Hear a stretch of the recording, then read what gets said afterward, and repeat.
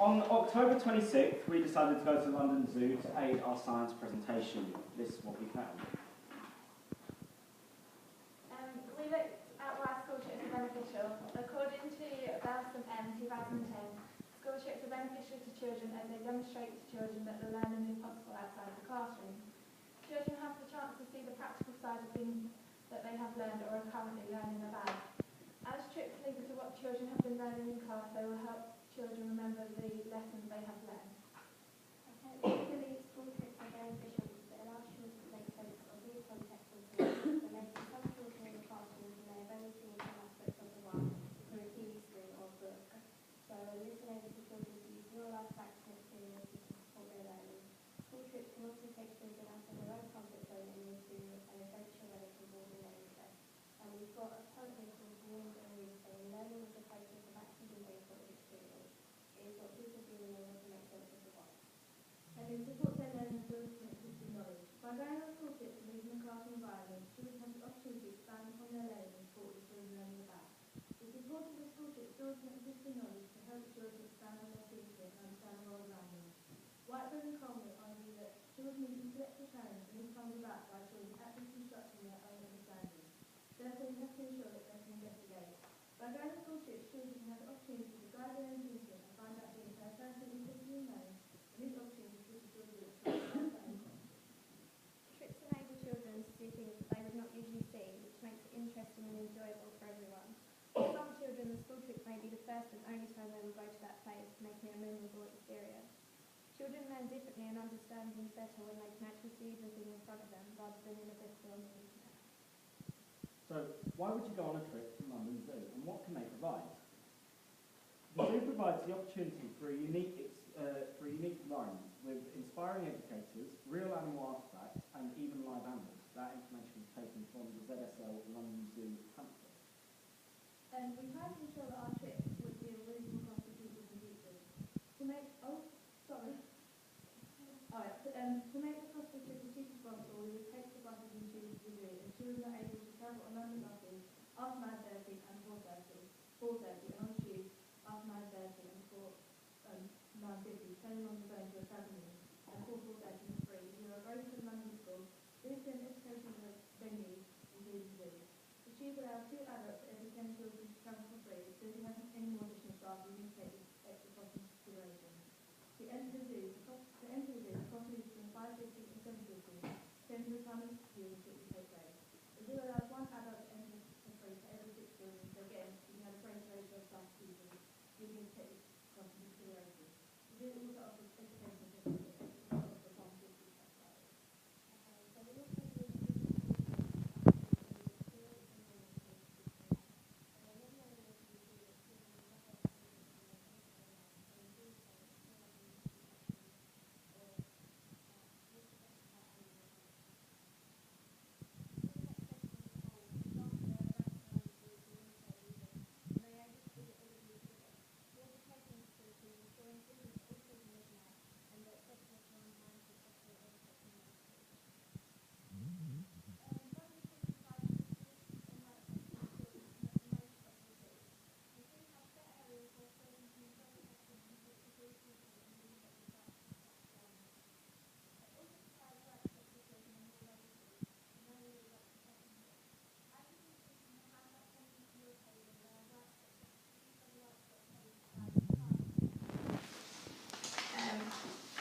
They are catered for the children's set age group.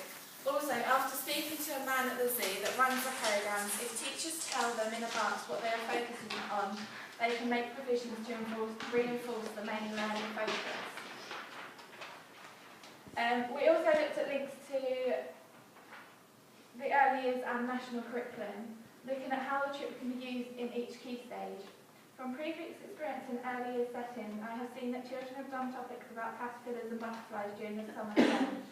So trips to the butterfly house at the zoo gives them the chance to see them in real life and not just the pictures. It gives them a real life experience. In Key Stage 1, children start learning about life processes. So by going to the zoo, children actually see these processes in action and in an environment which is as close as possible to the animal's natural environment. The zoo trip would be particularly helpful and interesting for children learning about life processes and living things. In Key Stage 2, this could include learning about life processes of animals, the environment animals live in, and variation and classification of animals. The zoo trip would enable children to think about what they have learnt in class and cause them to be more inquisitive at the zoo. How to ensure that the trip is inclusive. Granville said that inclusion does not mean treating all learners equally.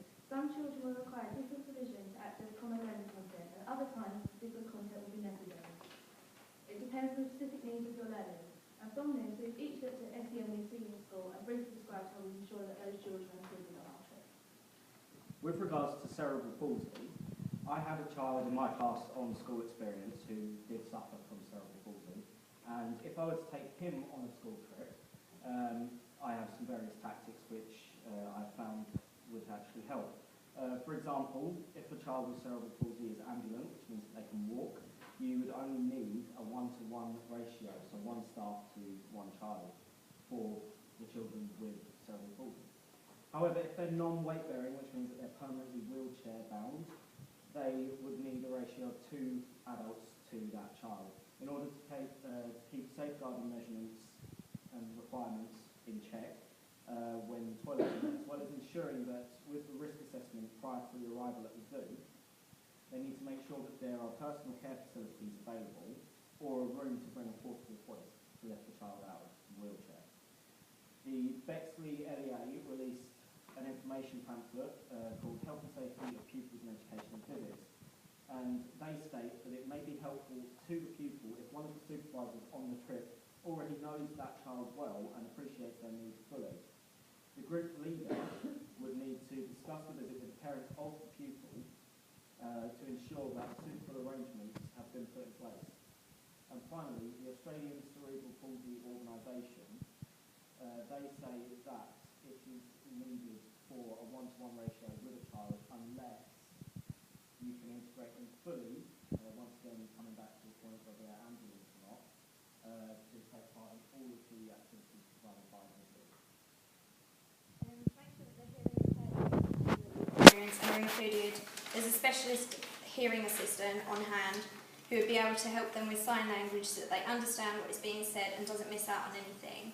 Also, things like visual aids being used in education facilities to help and make sure that anyone answering or asking questions are clearly seen by the hearing impaired child.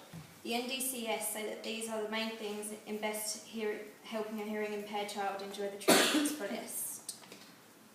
During the school experience, I worked with a child with autism. There are many approaches for supporting children with autism. Social stories are one of the approaches we used in school.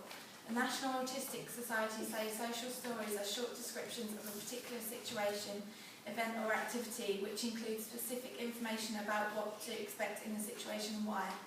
So when going on a school trip, before and during the trip, I will use social stories to help the child to be aware of a different setup of the day and what they will be doing. Okay, from my personal experience at placement, I had a child with ADHD, and it was often difficult at times to keep him calm and manage his behaviour because it's such a packed classroom. So if I was to take this child on a trip to the zoo, I would ensure that an extra adult was available, so preferably one in which a child is familiar and comfortable with, as I've seen that in the classroom, one-to-one interaction enabled the child to stay calm and learn better. Got a quote here from O'Regan stating that, in essence, the key factors for children with ADHD are specific rules, expectations and instructions. They will need adults who will deal with their problems in a way that is based on knowledge, compassion and respect. On my placement, I had a boy in my class who had anger management issues, and he was extreme outbursts of anger, very clumsy, and found it hard to follow instructions, and become frustrated and didn't clearly understand the task. Before we left the trip, I'd have a one-to-one discussion with the child after talking to the whole class to reinforce exactly what behaviour is expected and inform of any consequences that would happen if behaviour expectations broke. Porter said repeated reminders are pointless as the child already knows from the first reminder what is expected of them, and repetition will not change anything if reminders did not work the first time. At this point, a different approach is needed. Therefore, I need to be sure not to issue warnings that have no action, otherwise the child will continue to misbehave and may encourage other children to behave in a similar manner. Kay said that children need to feel competent within the setting or they become confused, frustrated and disillusionment sets in. Bearing this in mind, and from my experience of working with the child, to ensure they were fully included in the trip, I was assigned them a particular role for the day, either taking photographs or helping adult record data to ensure they felt fully included, knew exactly what they needed to do and they had a purpose for the trip.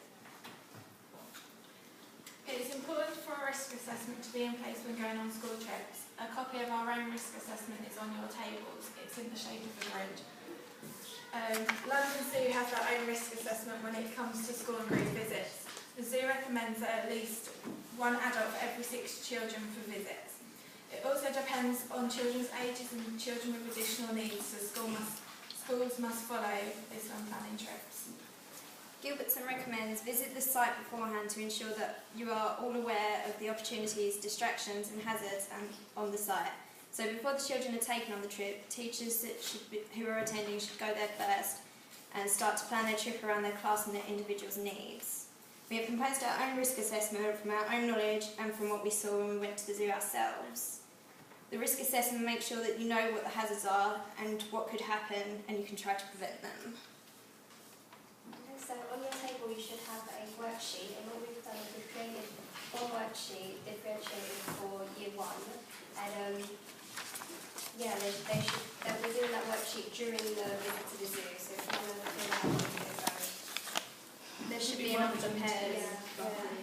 And there should be 2. They should be stapled together.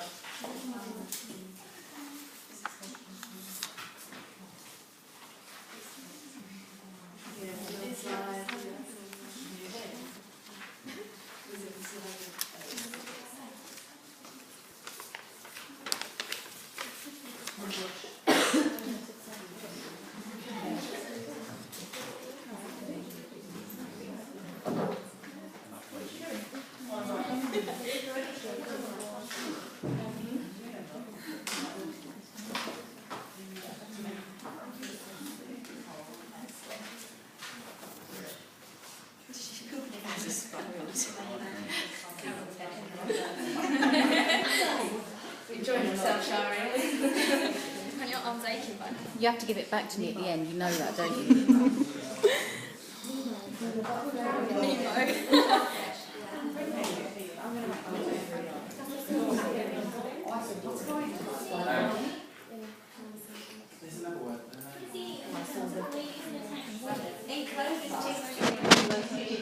Where did you see it in the zoo? We saw